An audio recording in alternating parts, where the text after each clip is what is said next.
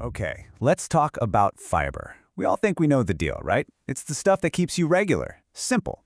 But what if I told you that story is, well, it's just the tip of the iceberg? What if fiber's most important job has almost nothing to do with what we've all been taught? Seriously, what if its real mission is way bigger, way more fascinating?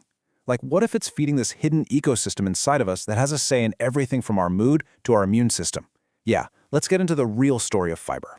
But before we get to the really cool science, we have to face a pretty stark reality. See, most of us aren't just getting a little less fiber than we should. We are in a massive, massive fiber deficit. Get this. The average person in the United States eats about 16 grams of fiber a day. Just 16.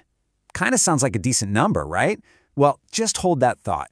Because the recommended daily amount for men is 38 grams. For women, it's about 25. So that 16-gram average, it's not even close. The gap is huge. So yeah, you did the math right. We're getting, at best, about half the fiber we actually need. And this really matters. I mean, we're talking about something that's directly linked to protecting against heart disease and helping manage weight. This isn't some minor detail. It's a major health gap. So why is there such a disconnect? Well, part of it might be how we've been taught to think about fiber. For decades, it's been this simple two-part story. You probably learned it in school.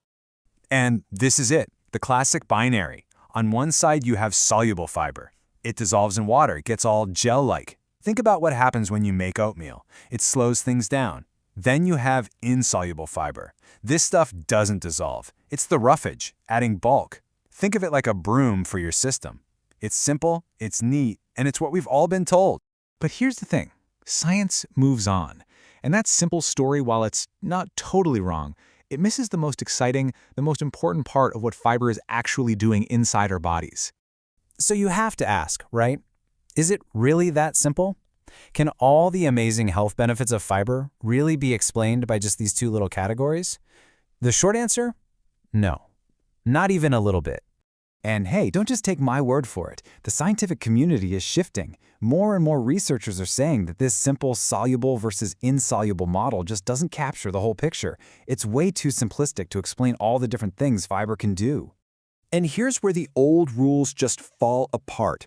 You've got soluble fibers like psyllium that don't get fermented much at all. Then you have insoluble fibers like cellulose that, guess what, can be fermented in your colon. So it turns out that other properties, like how easily a fiber is fermented by bacteria or how thick and viscous it gets, are way more important than just whether or not it dissolves in a glass of water.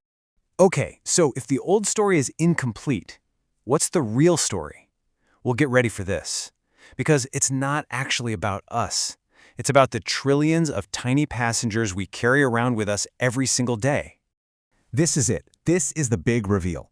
The number one reason to eat fiber isn't for you. It's to feed your gut microbiome. These are the plant carbohydrates our bodies can't break down, so they travel all the way down to our colon, where our gut microbes are waiting for an absolute feast. And here's how that feast goes down. First, the fiber shows up in the colon, totally undigested by us. Then, the bacteria just swarm it and start breaking it down. This is called fermentation. But it's not just breaking it down, they're transforming it. And that transformation process releases these incredibly powerful new compounds called short-chain fatty acids, or SCFAs for short.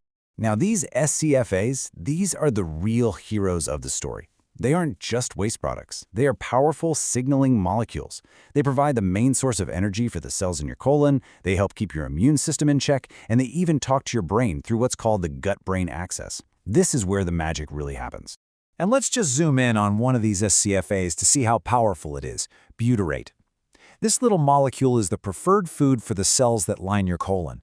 It's a powerful anti-inflammatory, and it helps keep the lining of your gut strong, like a well-built wall. Having enough butyrate is absolutely critical for a healthy gut. Okay, that was a whirlwind of science, I know, but what's really amazing is what we can do with this knowledge. So how do we take this from a cool idea and actually put it into practice on our plates? Let's build a quick action plan. Here's the new goal, and it's so much simpler than the old way. Forget counting soluble versus insoluble. The name of the game is diversity. It's simple. Different microbes like to eat different kinds of fiber. So the more different kinds of plants you eat, fruits, veggies, grains, beans, nuts, seeds, the more diverse and happier your gut microbes will be. And here are just a few practical tips to get you going. If you're not eating much fiber now, please go slow. Increase your intake gradually to give your system time to adapt. And drink lots of water. Fiber's like a sponge. It needs water to work its magic. And finally, make it a fun challenge. See how many different types of plants you can eat in a week. You'll be surprised how quickly they add up. So I'll just leave you with this one question. The next time you sit down to eat, just ask yourself, are you just filling your stomach, or are you actively feeding the trillions of allies inside you that are working around the clock to keep you healthy and strong? Honestly, thinking about it that way, it can change everything.